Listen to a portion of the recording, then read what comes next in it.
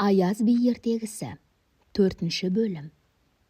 Қырық уәзірдің іштарлығы. Бір күні қырық уәзір кеңесіп отырып, бұл жаман біздің жаман кісі іздегенде ат артына мінгестіріп алып келген жаманымыз еді.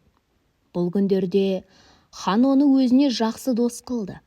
Қыз әперді, бізді есепке алмай тастады. Қой, бүйтіп болмас. Біз бұл екеуін араздастырайық. Жаманның әйелін мақтайық. Үйіне қонаққа апарып көрсетелік. Сөйтіп, екеуінің арасына от жағалық деседі.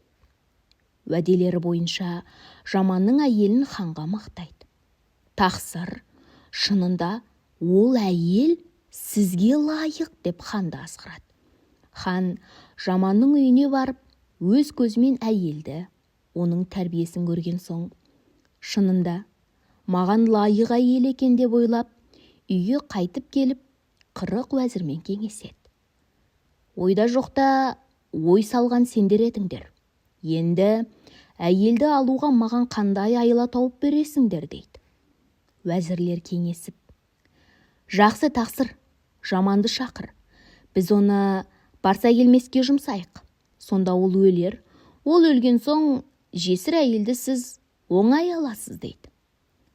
Жаманды шақыруға хан бір жігіт жібереді. Жіберген жігіті барып, үйден сығалап қараса, төрде төсек үстінде жаман жатыр. Әйелі төрдегі шар айнаға қарап, өз көркіне өзі таң қалып отыр екен. Есіктен кіріп келе жатқан жігіт оның жүзін көріп, есінен танып құлап қалыпты. Сол жерде бетіне су бүркіп, жігітті тұрғызып алып жұмысын сұрайды. Жігіт келген жұмысын айтып қайтады. Келген соң хан, сен кеткелі көп уақыт болды. Сен мұнда жұртты иіріп отырғызып қойып қайда кеттің дейді. Жігіт басынан өткізген оқиғасын айтқан соң, әуелде әйелге ғашық хан онан сайын ынтық болады. Жігіт кеткен соң жаман, ханға барайын ба деп әйелімен ақылдасады. Әйелі, бар, сені барса келмеске жұмсарын көптен ақ сезгем. Риза бол, бірақ жолға жұлқынған жүйрік, жылжыған жорға мінбе. Жылқыдағы ең семізді мін. Қырық уәзір сені 3 күншілік жерге шығарып салар. Олардың қарасы үзілген соң, сен де қайт. Орман ішіне апарып, атыңды сойда, етін алып кел. Соны қорек қылып жата береміз дейді. Жаман ханға келген соң, хан сөз бастайды. Мен сені бір ұзақ сапарға жұмсайым.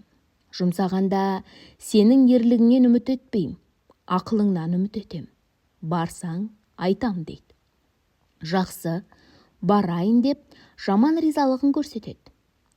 Барса келмес дейтін жерде інжулі қой дейтін қой бар деп айтады. Бір түгі алтын, бір түгі күміс. Сойса, терісі бір адамға тон дейді. Соның терісін үстіме кигім келеді. Інжулі үйрек деген үйрек бар. Қанаты күміс, басқа жері алтын дейді. Соны тәж қылып кигім келеді. Дәудің інжулі қара арғымағы бар. Бір шапқанда 100 шақырым шабады дейді.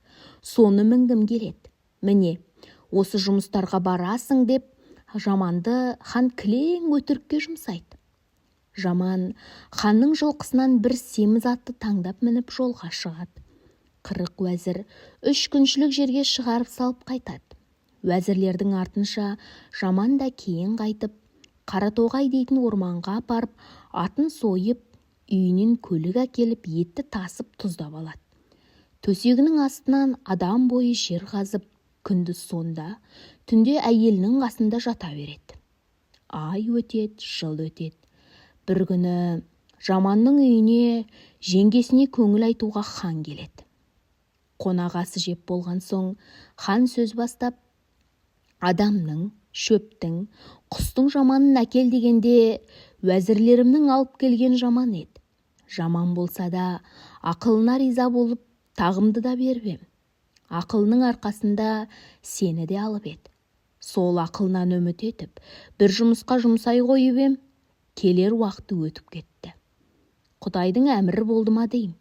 Сені қор қылып жалғыз тастамаспын. Аға өлсе жеңге мұра деген қолыма алып бағармын деп үгіт айтады. әйел отырып: Құдайдың әмірі болса не шара. Ол келгенше сенің қолыңда бір қадірлі тас бар еді. Соның тілімен сен оны жарып ең. Жарылған соң ол тас пайдаға аспады ғой. Сол секілді әр заттың пайдалы уақыты бар еді.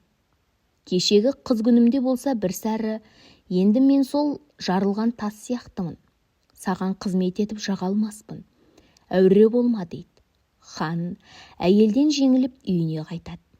Хан шығып кеткен соң әйелі күйеуін шақырып алып: бар, енді ханның жауабын өзің бер деп қоя береді. Хан да барып тағына отырады. Жаман да сәлем беріп кіріп барады. Хан сасып қалып: уа, қашан келіп қалдың? Ал, енді әңгімеңді айта бер дейді. Жаман тұрып: әңгіме ұзақ емес. Уәзірлер шығарып салған соң бір аш арыстан соңымнан қалмады. Мен барса келмеске барып жауды мұқатқанша, мына жауды мұқатайын деп қылышымды суырып алып қуып жеттім.